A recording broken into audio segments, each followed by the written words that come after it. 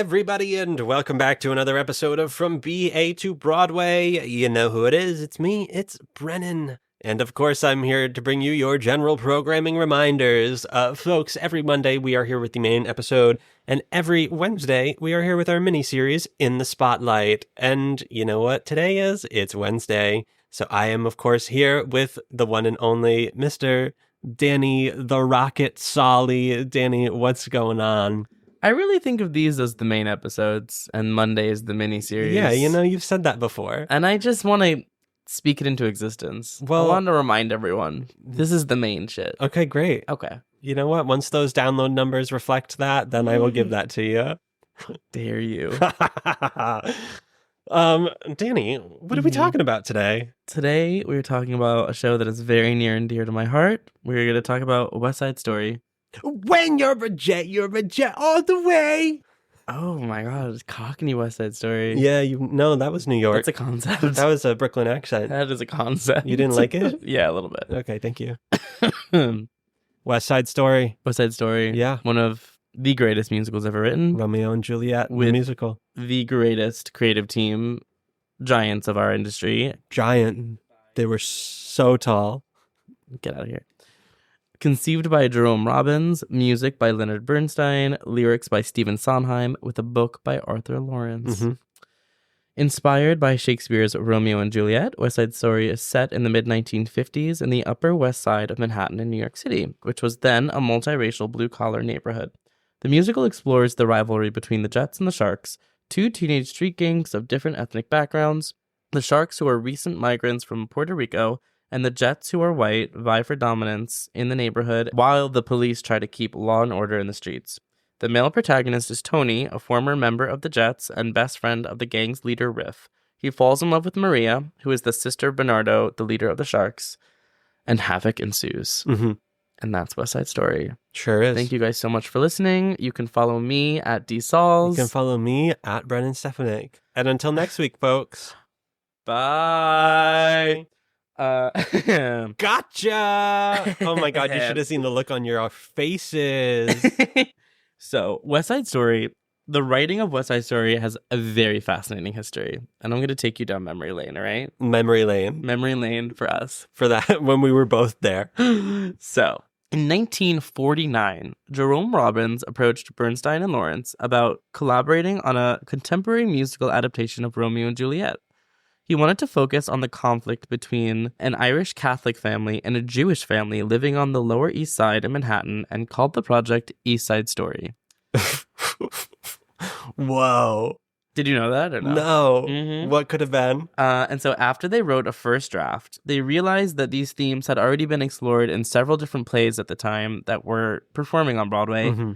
And so they decided to shelve the project. And after about 5 years, all these men obviously had been circling each other professionally. They're giants in their industry. And they had all found themselves in LA working on different projects. And at the time, they began talking about juvenile delinquent gangs, which is a hot topic in the newspapers. And they decided to rework their earlier project and make it about Puerto Ricans living in Harlem. They originally had invited Betty Comden and Adolph Green to write the lyrics, but they declined so that they could focus on writing Peter Pan, which they were developing at the time. They then went to a young Stephen Sondheim, and he initially declined because he was determined to write the full score for his next project as opposed to just the lyrics. But his mentor, Oscar Hammerstein of Rodgers and Hammerstein fame, talked him into it because it would be a great experience for him to write with these famous writers. Yeah. Lawrence then decided to rewrite the book and turn the male lead from an Irish American into an Irish and Polish American, and the formerly Jewish female lead became the Puerto Rican named Maria that we know and love. And this is how we got the iconic creative team and the iconic plot of the West Side Story that we know today. Wow. Isn't that nuts? Yeah. I also love when you hear about these like iconic shows from back in the day, when you hear about their inception and just who was talked about to be in it, who was talked about to write it. Mm-hmm. And it was like, oh, well, they declined because they were working on a different project at the time. That project turned out to be Peter Pan, which is a classic musical that we all know. And it's like, just like imagine if they decided to jump at the chance to work with Arthur Lawrence and wrote West Side Story and what that could have been. And Sondheim said no, but his mentor, Oscar Hammerstein, talked to me. Like, just crazy, crazy, crazy. These, I keep saying titans of the industry, but they were like the biggest names in the history of our business. They still are. They still are to this day. And like they always will be. And, you know, we add names, but they will always kind of be the overarching, you know, people that we always come back to. And while they were writing the show, a thing that they struggled with a lot was the language, because profanity was not commonly used in the theater, but they didn't want to use any actual slang expressions because that would date the piece. Gotcha. So all of the street slang used in West Side Story is made up terms. Wow. So like Frabba Jabba, like all made up by the creative team. I say that all the time. Because of West Side Story. Oh, but like before the show, it didn't exist. It was not, they were not commonly used phrases. They were not street words. They were not slang. Bring back Frabba Jabba. Make it happen, you know? What did that mean? What was the context of that?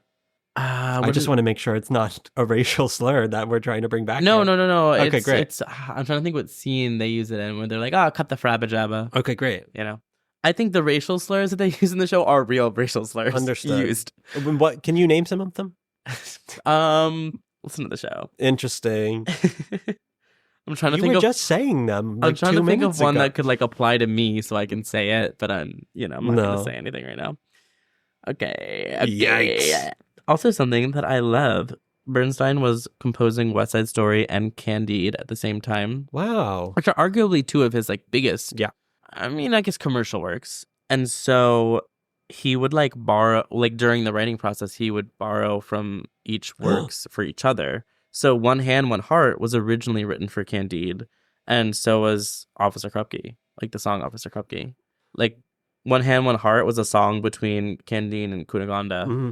And then he was like, oh, I think I should actually go on West Side Story. And just like took it out and put it in. And just great. You know, also just like fascinating, like what could have been. Like that was almost in Candide the opera. Mm-hmm. And he just decided it fit better on West Side Story. And so he was like, oh, well, I'm just going to steal from myself and put this here and put this here and put this here. Stars are just like us. Yeah, no kidding. And so they had a ton of trouble getting money for the show. And just 2 months away from when they were supposed to start their first rehearsal, they had no money and no producer. So Sondheim asked his friend Hal Prince to read the script and hear the score, and him and his partner Robert E. Griffith decided to become the producers. Amazing.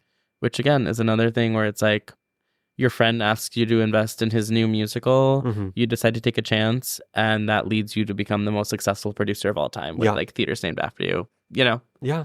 And Bernstein is quoted as saying, everyone told us that West Side Story was an impossible project, and we were told no one was going to be able to sing augmented fourths, as with Maria. Also, they said the score was too rangy for pop music. Besides, who wanted to see a show in which the first act curtain comes down on 2 dead bodies lying on the stage? And then we had the really tough problem of casting it, because the characters had to be able not only to sing, but dance and act and be taken for teenagers. Ultimately, some of the cast were teenagers, some were 21, some were 30, but looked 16. Some were wonderful singers but couldn't dance very well, or vice versa. And if they could do both, they couldn't act. You can't be all three. You know what they say. Literally. Triple threats are a myth. The BFA program should just like use this quote when you walk in. They're like, you want to do all 3? Too bad. Yeah. Which is also just, it is crazy hearing this quote about West Side Story, which is like arguably the most beloved musical of all time, or at least one of the most cherished musicals of all time. And they had so much trouble getting it off the ground, and like, who would ever want to see this? And it turns out everybody wants to see it. And they're like, oh, well, we couldn't get someone who could sing and dance and act, because at that time, I mean, that's why shows like West Side Story and A Chorus Line were so revolutionary. Yeah. Because performers doing all of these things at once was not seen on Broadway. These types of shows are the reason that triple threats exist. Yeah. Because they needed a performer who could do all 3. And so I really got a bone to pick with them. Literally, what the hell? What are the movers supposed to do? Yeah. Right? What the hell are the movers supposed to do? Come on. Enough. Just rude. Yeah.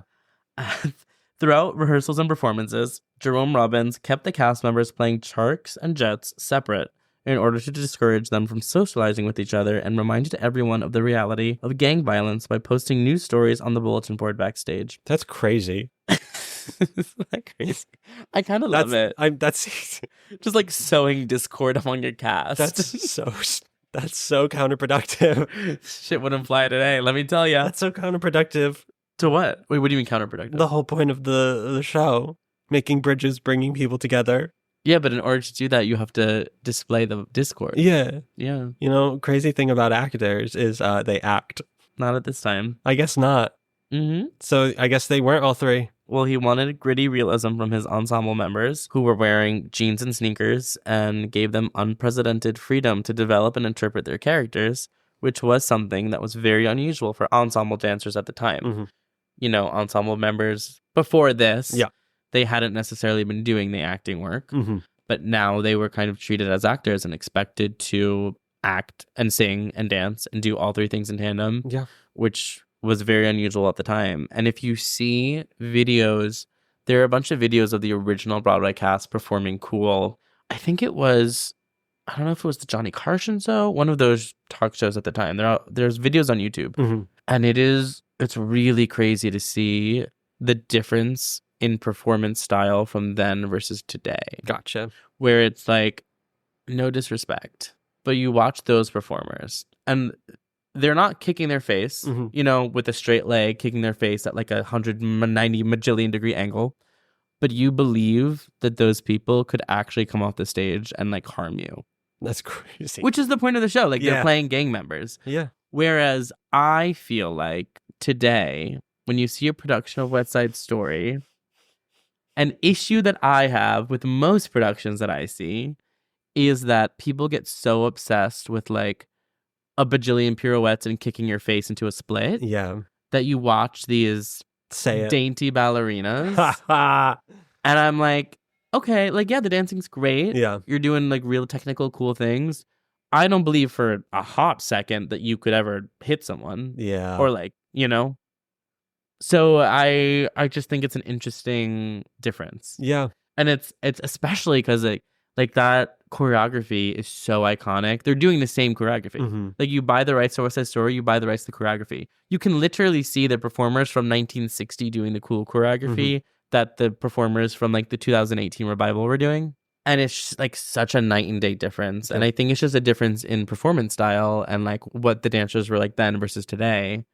And like the dancers from then, like they weren't as, I wouldn't say they were like technically precise as they are today, where it's like, again, you know, like some people have bent legs and some people have straight legs, but it doesn't matter because it's like the style of the piece. Like they're street kids, they're grungy, they're dancing, they could pop off and shoot you at any moment. And you just don't get that gritty realism, in my opinion, in like today productions. Heard. And that's my soapbox. Great soapbox. So here's where we run into some crediting issue, which is fun. Whoa. They had a pre-Broadway run in DC, which was an instant hit. Bernstein and Sondheim were listed as co-lyricists. But because Bernstein was so famous, nobody was paying any attention to Sondheim or giving him any kind of credit. And in reality, like, Bernstein wrote the music, Sondheim wrote the lyrics, and Bernstein maybe contributed some lyrics. So Bernstein decided to remove his co-lyricist credit, so Sondheim would get his flowers. That's awesome. There is some lore where people think that perhaps Sondheim wrote a bit of the music as well. So it was kind of like, okay, I'm going to take credit for all of the music. You take credit for all of the lyrics. Okay. And we're even Steven about this. And no one needs to know, you know? Interesting. Which, I mean, that's not so unbelievable when you have a collaboration like that. But that is unsubstantiated. That's just, you know, the rumor mill at the gay water cooler. Wow. Jerome Robbins demanded to have a conceived by credit, which he used to justify making major decisions regarding changes in the show without consulting the other creatives. Okay. And so because of this, by opening it on Broadway, nobody was talking to him. Oh my God. Oh no. I mean, I think Jerome Robbins was famously insufferable. Heard. Absolute genius. Titan of the industry. He was brilliant, a creative genius, but famously very difficult. Don't you hate when that happens? Yeah. Yeah. I think, is it Jerome Robbins? There's a really famous story where Jerome Robbins, it might have been in West Side Story, or I don't know, where he's talking, they're on the stage, he's talking to the cast, and he's walking backwards while he's talking to them, and he fell into the pit Oh orchestra my because God. he was like, again, creative genius. People were dying to work with him, but Yeah.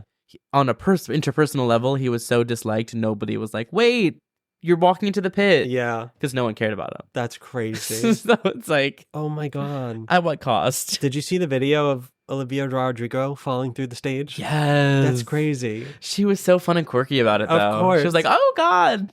I would listen if it were me. That would have been so funny, you know. But I saw so many people being like, someone got fired oh, over this. 100%. It is kind of insane how does that happen? I don't know. You'd think, like, how many eyes are on her? You'd think someone would be like, wait, Olivia, don't. Yeah. Like, wait, stop. There's no earpiece she's got where they're like, wait, stop. Literally. So her and Jerome Robbins cut from the same cloth. Exactly. Creative titans of the industry. That's the moral of the story. Titan of the industry, Olivia Rodrigo. And so the original Broadway production opened at the Winter Garden Theater on September 26th, 1957. Yes, that is the same theater that Mamma Mia played in. As it should be.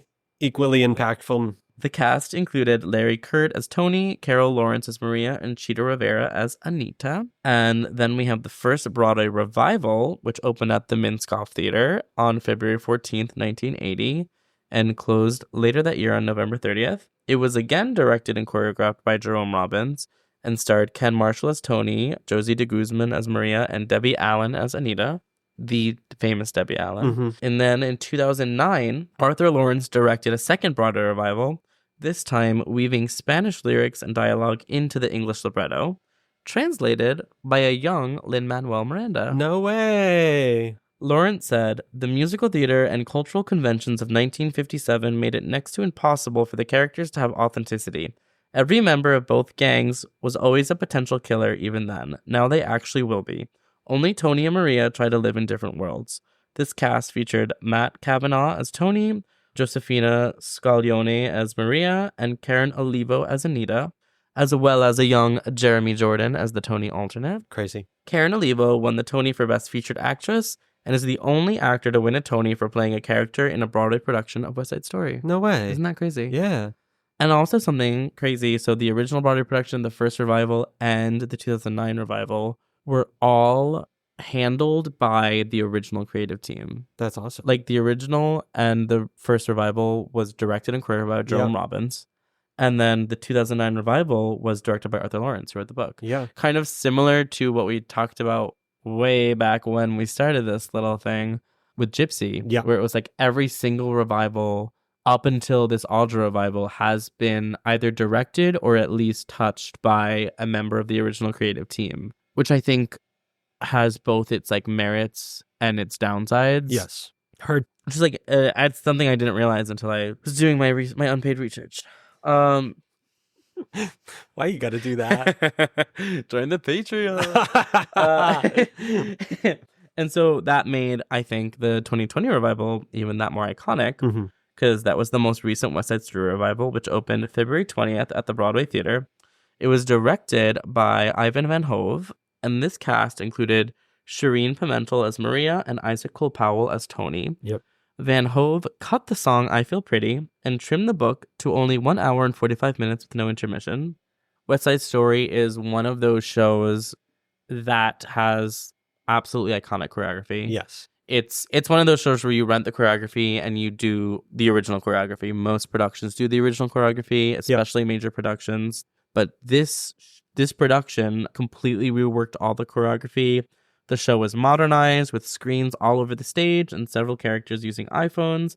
Some of the Jets were not white. Some of them were actors of color. And the show unfortunately closed on March 11th because of COVID. So it was not eligible for any awards. And then it did not reopen after Broadway opened up after COVID. Yep. And I think, did you see it? I did not. I did not see it either. And I wish I had. I think that people were really up in arms about it. There's a lot of controversy. A lot of controversy. And I don't know. I think, look, I love opinions. I have opinions. You sure do. I love criticism. I have criticism. Like, yeah, the show opens and you see it. Let's criticize the absolute hell out of it. Yeah. If it so warrants and give all of our opinions on it. I just think, I don't know. People had so many opinions on it. And when they found out he was changing the choreography, people had opinions. And when they found out he trimmed the book, people had so many opinions. And this was before it opened. This was before anyone had seen it. And like my opinion on it was like, yes, I loved the show. I really, really love West Side Story and I have nostalgia about it. So I don't know if I'm going to like all the changes. Yeah. But I don't have an opinion on them until I see the show. Yeah. And also, if we're going to do another production of West Side Story, like, awesome. Have someone random come in, make a bunch of changes, fuck with the whole thing, and we'll see if it's good. It might be amazing. It might be terrible. It could be a swing and a miss. And that's like for Ivan Van Hove to decide if he wants to make that risk. For sure. I just always feel that way when like a beloved musical is getting a revival. People get so weird about changes to it. Yeah.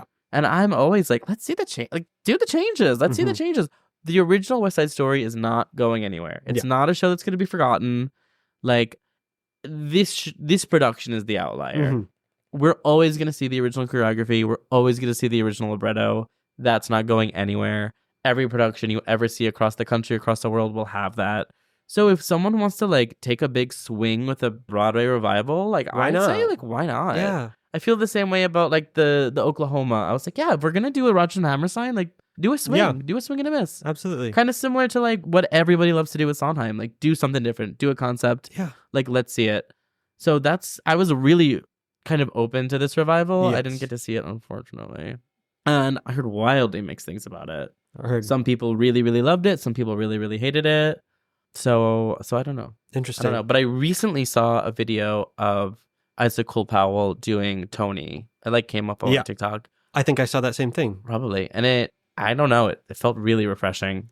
I mean, he's also just such a brilliant performer and beautiful vocalist. I don't think I've ever... I don't have any association with him. I've never really seen him in something. Okay. I saw him in Once on This Island. Oh, I guess I saw him in that. That's when he kind of came into the scene for me, at least. But yeah, no, it was definitely different and weird, but like it was still great. Yeah. You know, you can only watch the same thing with this show so many times. Yeah, and I love West Side. I've been in West Side Story like 4 times. It's a great show. I know that show like the back of my hand. But I'm also like, yeah, let's do something different. Let's do something like, you know, I'm not worried about the original West Side Story. It's not going anywhere. Yeah. We're always going to have it. Of course. So if someone wants to like, you know, twist things around, like let's see it happen. Yeah. And we have 2 iconic film adaptations of this musical. Yep. I was like, of this what? So the classic 1961 film adaptation of the movie was directed by Robert Weiss and Jerome Robbins. Jerome Robbins did most of it, and then he eventually got ousted, and Robert Weiss did it, because Jerome Robbins, genius, notoriously difficult, demanded more money and more time that they weren't willing to give him. This one starred Natalie Wood as Maria, Richard Beimer as Tony, and Rita Moreno as Anita. Rita Moreno won an Oscar for her performance as Anita and was the first Latina actress to ever win an Oscar. Wow. Amazing. She's our EGOT queen. And then we have our 2021 adaptation of the musical, written by Tony Kushner and directed by Steven Spielberg, and choreographed by Justin Peck. And this cast included Ansel Elgort as Tony, Rachel Zegler as Maria, Ariana DeBose as Anita, Mike Feist as Riff, and Rita Moreno returned to West Side Story to play Valentina, which is a character that they wrote to replace the character of Doc for her. And Ariana DeBose also won the Oscar for playing Anita. So we have both of our Anitas and both of our iconic movies winning Oscars. Incredible. And have you seen both? I have. I'm assuming. Yeah. What are your thoughts, opinions, feelings, loves? I loved them both. You loved them both? I did. I love them both. It's interesting. I didn't grow up watching the West Side Story movie. Okay. I actually knew the musical before I ever watched the movie. I think I watched the movie in college for the first time. Like, I was old. The first time I saw the movie and was exposed to the show in general was my senior year of I think it was my senior year of high school. We watched it in music theory because he kept on making references that none of us knew, and we were like, it's like, that's it. I was like, guess we just have to watch the movie, and we got him to eventually show it to us. So that was my first exposure, but we had also performed songs from it in our band class, in our wind ensemble. We had done like a West Side Story medley, so that I was familiar with some of the tunes. Yeah. But in terms of the whole scope of everything, that was my first exposure to that. I had done a bunch of production of West Side Story before I ever saw the movie. So I was like very intimately familiar with the libretto and like the stage version. And then I watched the movie, and obviously it's a classic. It's beautiful. It's Yeah. wonderful. And then I loved the Spielberg film. I think it totally did not get its flowers. It kind of came and went. I know it opened at a really tricky time because it was right during COVID. People weren't really back to going to the movie theaters, so it really kind of suffered because of that, I think. And I think it suffered because of the nostalgia thing. Everyone loves the original. For sure. People are, again, with West Side Story, it's one of those people have a lot of trouble with the reconception. I just think it was absolutely brilliant. I thought it was very faithful. I thought it was very faithful to the stage version. Yeah. I think the things that they deepened were really great. Yeah. I also think, okay, I don't think that like Ansel Elgort was necessarily great. I think he was fine. He got the job done. I think they could have 100% gotten a better Tony that could have blown our socks off. Whatever. His casting aside. And this was another issue I have with West Side Story. This is something a teacher told me in college once when someone was like working on a class. And I was like, you've ruined West Side Story for me. Where it's like the character of Tony, like he is the romantic lover in the musical. Yeah. But he's not romantic. Tony is a street gang kid. Yeah. And the thing that's new to him is the romance. Yeah. Like that is what he is new and awkward and stumbling over. Because at heart, he founded the Jets. So it's like, you have to believe that he could win in a fight. That's true. And I think, I remember like the sequence that they did with Cool in the Spielberg film was the first time where I was like, yes, like you're showing us a moment where he actually can go toe to toe with Riff. Yeah. Because at his heart, he's a fucking street kid. That's fair. And the romance is the thing that's new and scary to him, not the fighting. The fighting on the street, that's what he does. Yeah. Like that's what he grew up doing. That's what he's trying to leave. The romance, that's new. That's terrifying. And I think of like the productions I've seen or whatever, like the Spielberg movie was the first time where I was like, oh, I get Understood. it. Like you're a street kid. Yeah. Like you could win in a fight with Riff. It really came down to it. Yeah. And yeah, I thought Mike Faced was brilliant. Oh my God. Always so good. He's had such a lovely career arc. Yeah. Very versatile. He came from being a newsie. Yeah. And now he's like starring against Zendaya and kissing that other guy in that movie about tennis. I feel like West Side Story is another one of those movies where like you don't become enamored the most by your two romantic leads. Like it's like one of those things where I'm not like here for Tony and Maria. I'm here for Kaniki. I'm sorry.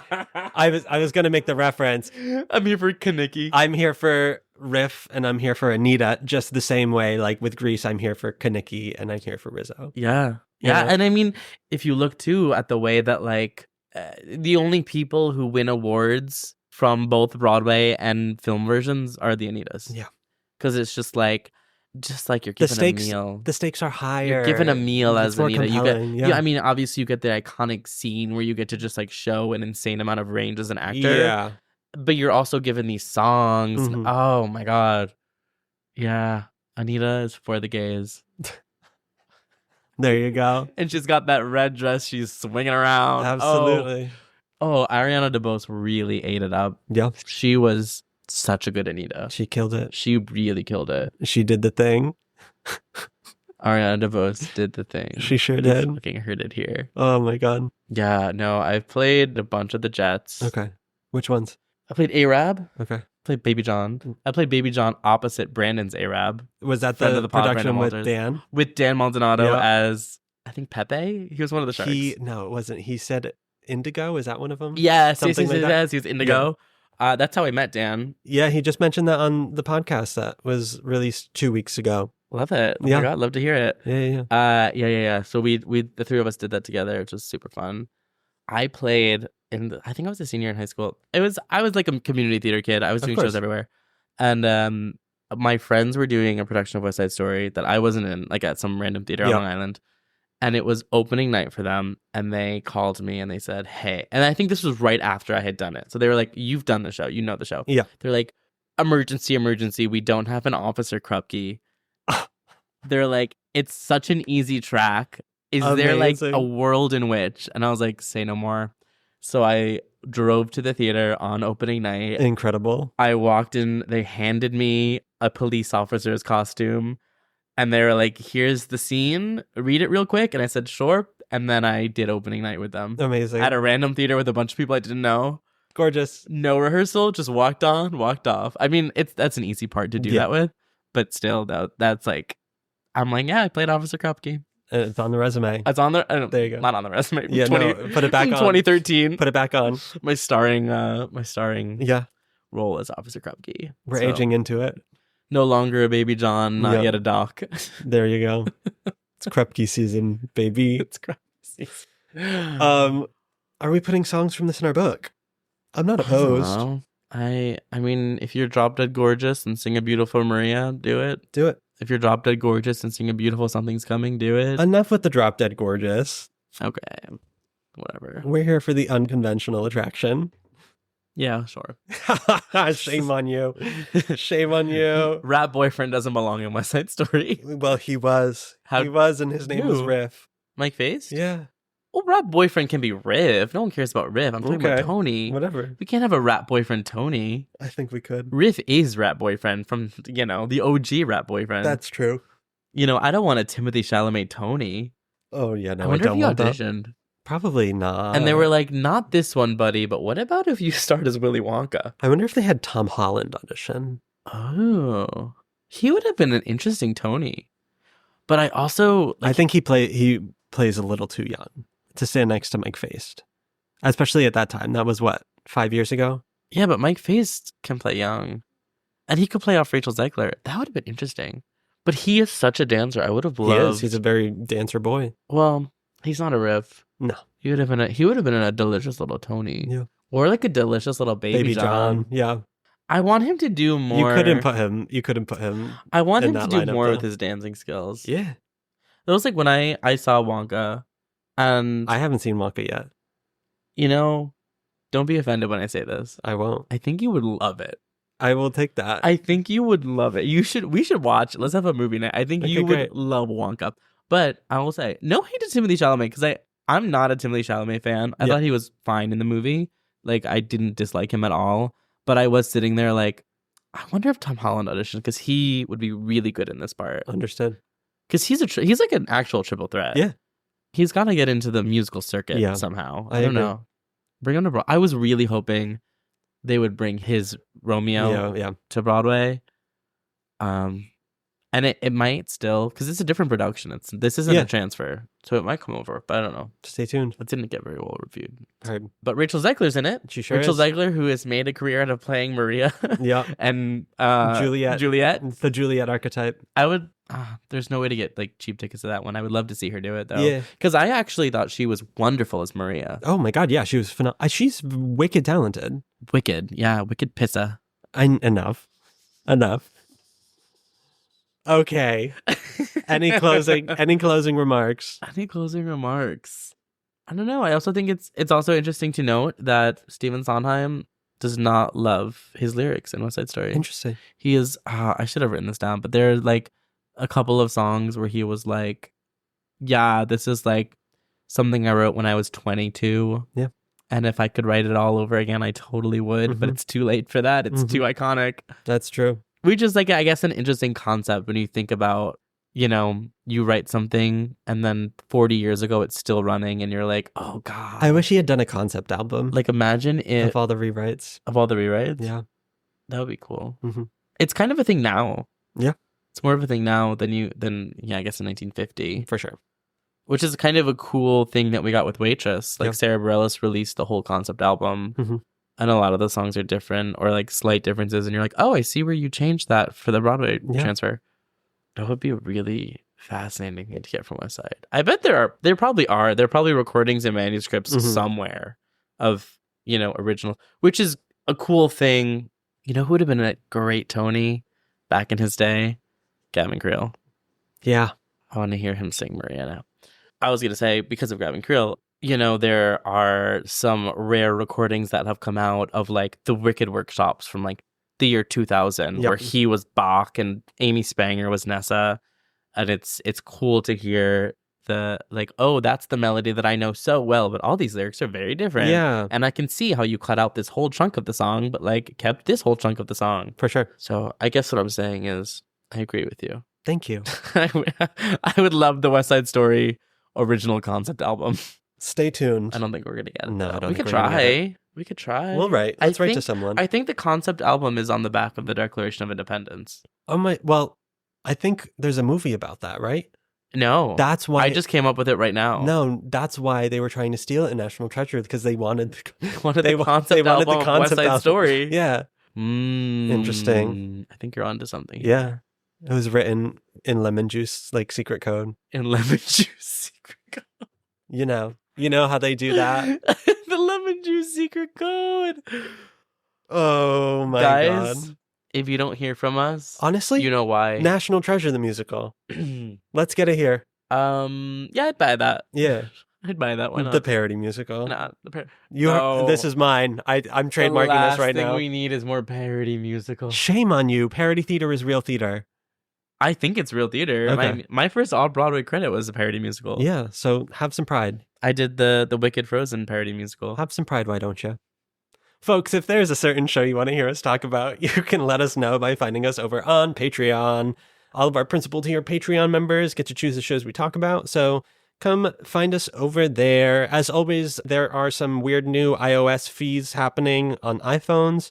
So for really any in-app purchases, I recommend you do so on your laptop. In-app purchases. Yeah. I thought you said for really any inept purchases. No. I was like, don't judge them for their purchases. Sometimes it can be both. Who's to say? But this one is not an for inept any purchase. non-essential dumb purchases you might make. Which is not our Patreon. That is necessary. It is fun. It is quirky. Get over there. As always, folks, you can find us on most social media platforms at BA2Broadway. You can find me at Brennan Stefanik. You can find me at home. You can find Danny at DSauls. And until next week, folks, bye.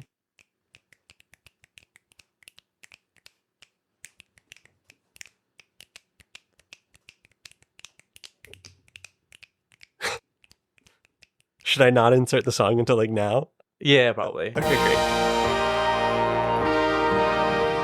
From BA to Broadway is created, produced, and edited by Brennan Stefanik, music by Dylan Kaufman, and cover art by Jordan Vongsithi.